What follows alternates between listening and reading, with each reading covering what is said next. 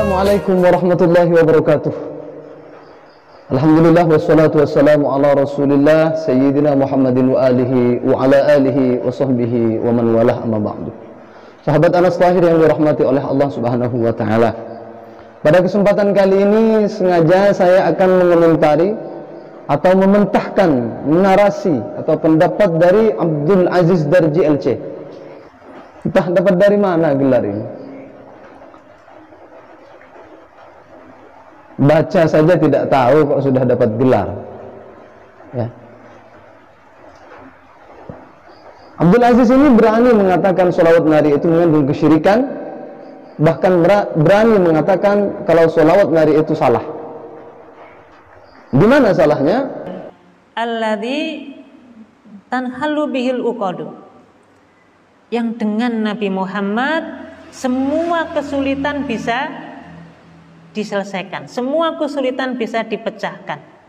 Wa tanfariju bihil kurabu, dengan Nabi Muhammad semua kesusahan bisa dihilangkan. Wa tuqda bihil hawaiju, dan semua kebutuhan-kebutuhan kita ini bisa terpenuhi. Wa tunalu bihi raghaibu, ya, dan bisa didapatkan semua harapan-harapan yang kita inginkan. Husnul khawatimi, termasuk nanti bisa husnul khotimah di akhir hayat.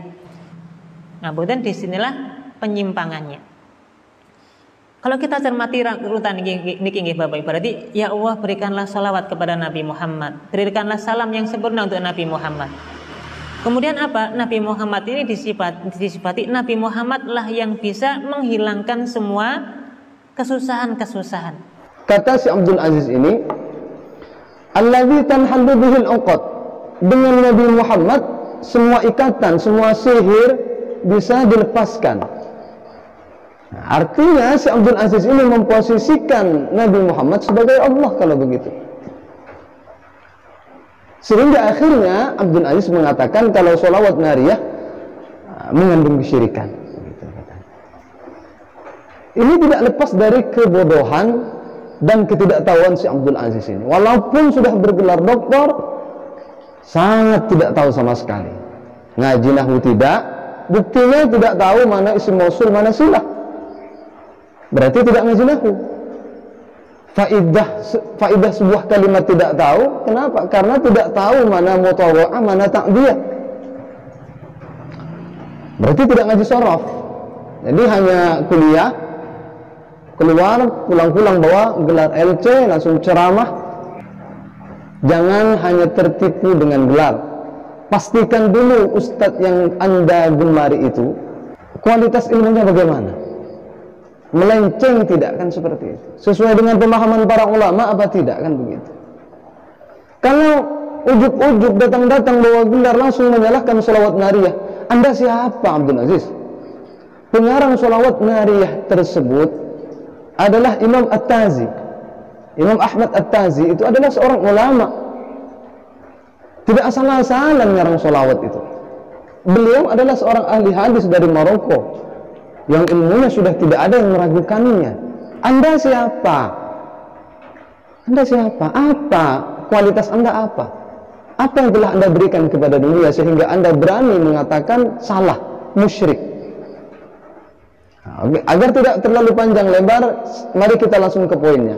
Kata si Abdul Aziz, sholawat nariyah ini ada kesalahan 4. Yang pertama, alladzi tanhallu bihil uqad wa tanfariju bihil kurab wa tughda bihil hawaij wa tunalu bihil rawaib. Artinya dibaca begini: dengan Nabi Muhammad semua ikatan akan lepas, dengan Nabi Muhammad semua kesusahan akan hilang, wa tughda bihil hawaij, dan dengan Nabi Muhammad segala keinginan dapat dipenuhi, wa tunalu bihil rawaib, dan apa yang segala yang diinginkan akan dengan Nabi Muhammad akan didapatkan. Katanya ini salah. Mari kita bahas apa yang telah disalahkan oleh Abdul Aziz. Pertama, kalau menurut saya Abdul Aziz ini tidak pernah ngaji nahwu, sehingga wa tunalu bihir rawaib,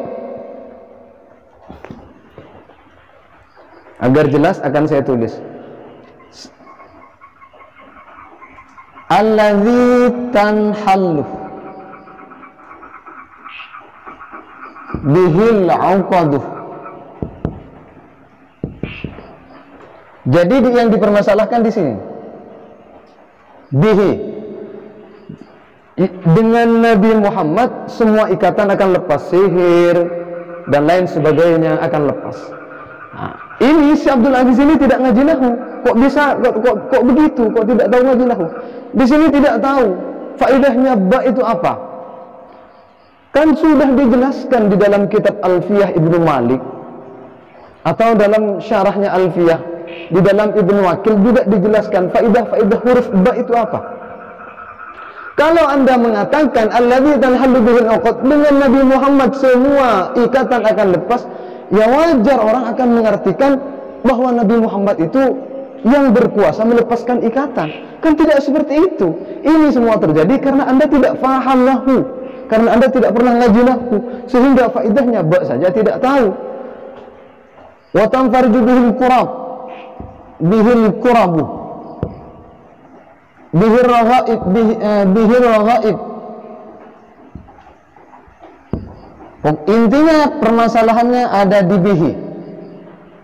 Kalau kita tahu bihi apa faedahnya ba, kita tidak akan tersesat dan kita tidak akan terbodohi oleh narasi mentah si Abdul Aziz ini. Pertama, nanti akan saya jelaskan apa faedahnya ba itu. Di sini Abdul Aziz, Anda perlu tahu, di sini ada alladzi tanhallu. Di sini ada isim mausul. Kata ilmu nahwunya di sini ada isim mausul. Isim mausul. Kalau ada isim mausul pasti membutuhkan silah dan aid. Di sini silahnya, penyambungnya di sini. Oke? Jadi belajar lagi lah. Abdul Aziz belajar nahwu baru Anda baca kitab. Ya. Jadi Anda tidak gampang menyalahkan orang lain. Anda baca nahwu saja tidak tahu sudah ceramah lagi. Dan lucunya jamaahnya ketawa-ketawa seakan-akan paham. Oke, yang pertama.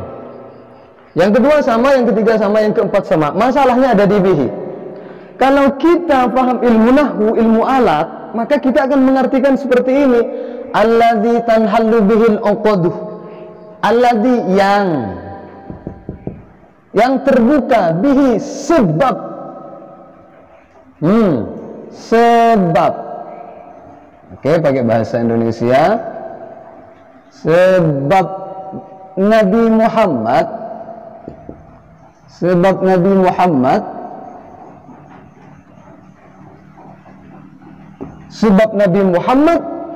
tanhalluh, sebab Nabi Muhammad terbuka atau lepas al-uqaduh, apa ikatan.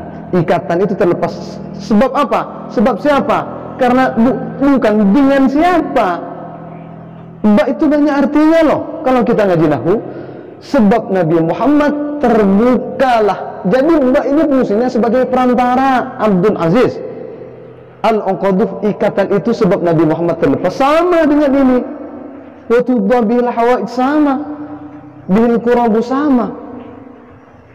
Paham? Jadi fungsinya Nabi Muhammad di sini sebagai wasilah. Paham? Kalau Anda ngaji Alfiyah, mungkin Anda akan menemukan sebuah bait yang menerangkan faedahnya ba. Bil basta'in, kata Alfiyahnya begini. Bil basta'in wa addi awlid al-siki wa mithlama wa min wa an bihampiki. Seperti itu. Jadi ba itu Abdul Aziz dan para salafi wahabi, ba, huruf ba artinya bisa ilsaq. Bisa ilsaq, apa ilsaq? Bertemu. Bisa sababiyah. Sababiyah. Sebab. Ba itu bisa bermakna sebab, atau ba itu bisa bermakna takdiyah. Jadi tergantung. Tidak semua ba itu dengan, itu menunjukkan bahwa Anda tidak pernah ngaji nahwu. Pertama. Jadi para sahabat Anas Tahir jangan tertipu dengan ustadz-ustadz semacam ini, jangan tertipu ya. Contoh, kita beri contoh sekarang.